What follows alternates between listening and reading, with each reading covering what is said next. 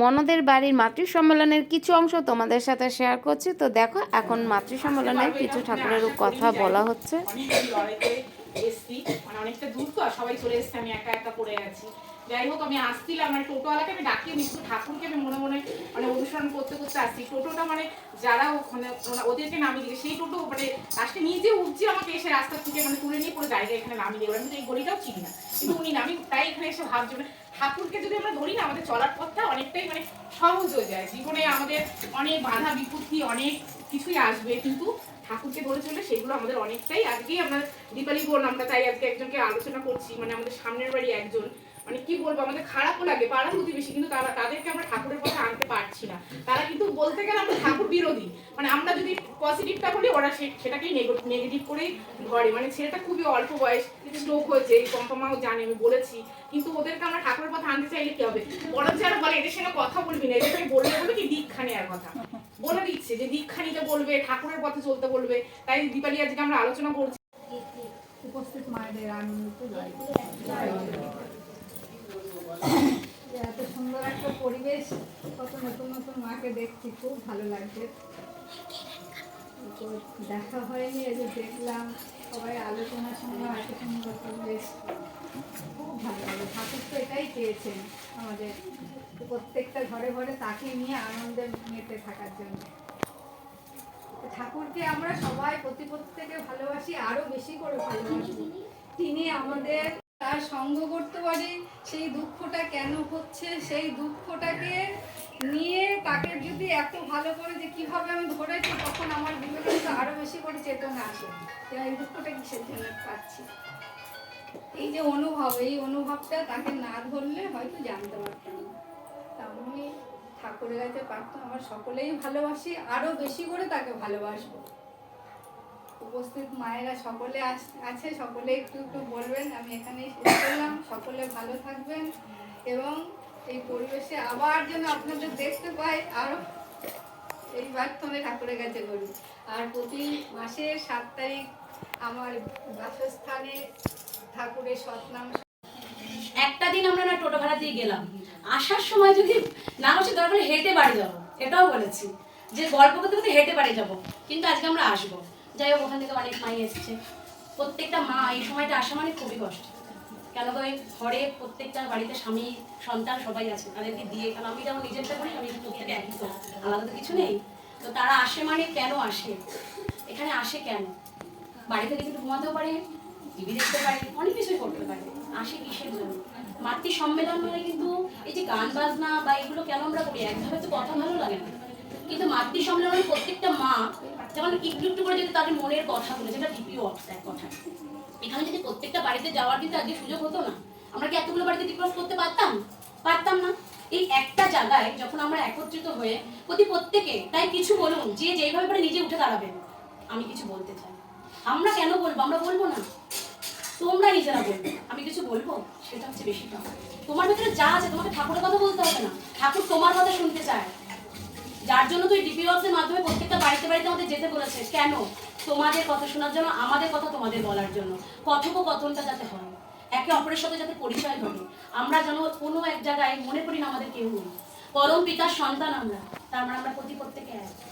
আমরা সঠিক জায়গাটা বুঝিনি তো, বা আমরা বুঝতেও পারিনি ঠাকুর কি চেয়েছেন, সেটা আমরা বুঝতে পারিনি, যার ফলে কি হয়েছে, আমরা ভুল করে ফেলেছি। আর ভুলের মাসুল আজকে এই জায়গাটা, নয়তো আজকে আমরা এত দীক্ষিত।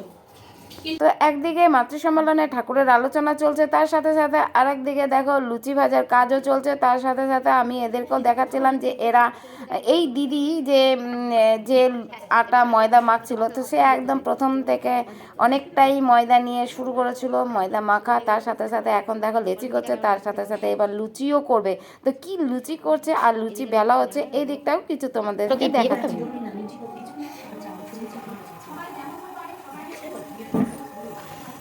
লুচি ভাজা হবে, লুচি ভাজবে, টমেটো কিসে দেবে? ঘুগনিতে, ঘুগনিতে লুচি ভাজা হবে, ইটের গরম বলতেছে, তাই জন্য মনোযোগ দিয়েছে। ঠিক আর কোনো ব্যাপার না, তুমি ভয় পাই না। এই দিদি যখন লুচি বলছিল ব্যাকাটার আছে, আমি বললাম যে কোনো ব্যাপার না, যেমন তেমন হলেই হলো একটা। তো ঠাকুরের আলোচনা হওয়ার পর আরেকদিকে আবার কীর্তন শুরু হয়ে গেছে। এবার আবার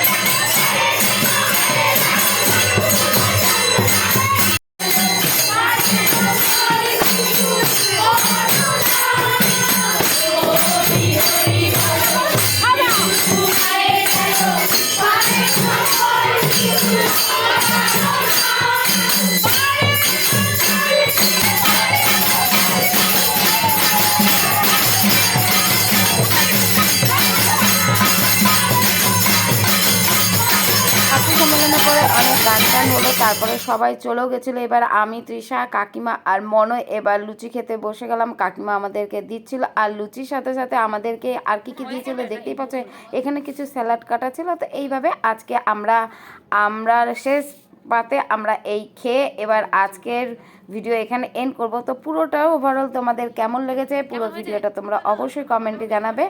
আর তোমরা সবাই ভালো থেকো, সুস্থ থেকো। যদি ভিডিওটা ভালো লেগে থাকে তাহলে তোমরা অবশ্যই ভিডিওটাকে শেয়ার করবে, আর পরের ভিডিওতে সবাই চোখ রাখবে। তো সবাইকে শুভরাত্রি দিয়ে আজকের ভিডিও এখানে এন্ড করছি। টাটা সবাইকে।